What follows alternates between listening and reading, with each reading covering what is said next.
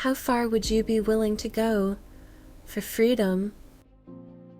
Hi, my name is Irene, and that is the question Eren Jaeger asks himself over and over throughout his story. Since he was a child, he dreamed clearly of breaking down the walls, of seeing the sea, of living without being caged. But no one imagined that this desire would take him so far, or that to achieve it, he would have to become the enemy of the entire world.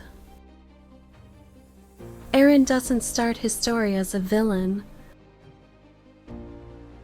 In fact, in the beginning, he is quite the opposite, a young man filled with rage over his mother's death, determined to avenge humanity and free his people from the yoke of the Titans.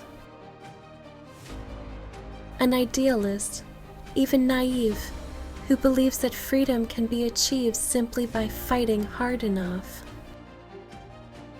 But the reality he faces is much more complex. When Eren crosses the sea and discovers there is an entire world on the other side, a world that hates them simply for being born on Paradise Island, something in him changes. He stops seeing the Titans as his only enemy. Now he sees all of humanity as a threat to his people, and that's where his transformation begins. What makes Eren's journey so hard to judge is that he never stops fighting for what he believes is right. What changes is the price he is willing to pay. At first, that price was his own life, but in the end, the price becomes the entire world. Eren becomes the bearer of the founding Titan, and with that power he initiates the rumbling, a march of mass destruction in which millions of colossal Titans advance without stopping, crushing cities, nations, and continents. All to ensure that his people, the ones from Paradise Island, can live without fear. But at what cost?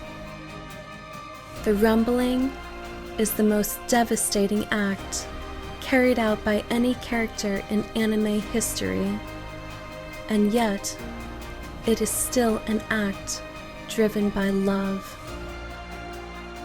By love for his friends, by his wish that Armin, Mikasa, and the others can live freely, even if he has to bear all the hatred of the world.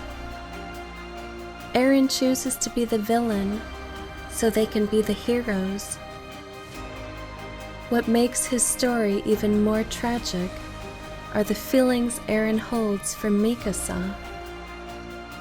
Since they were children, they've been together, protecting each other, always walking side by side, but also separated by an invisible barrier.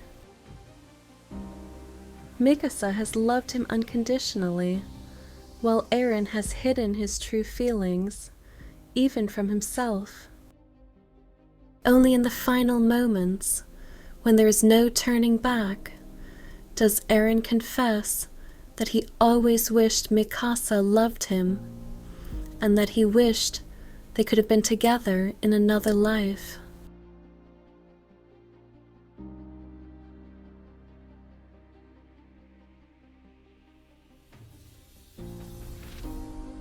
That broken, painful confession is one of the most heartbreaking scenes in the entire series, because it reminds us that behind the monster, there was still a young man in love, unable to escape his fate. Eren doesn't ask for forgiveness. He doesn't seek compassion. He accepts that he will be hated forever. The only thing that truly hurts him is that Mikasa must be the one to stop him. Because she is his only connection to a different life. A life that could have been but never was. In his final moments, Eren doesn't appear proud. He is not triumphant. He is only sad and tired.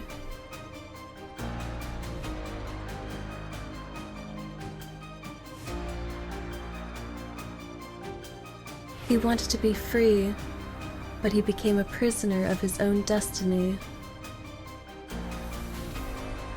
Of a cycle of hatred so ancient it seemed impossible to break.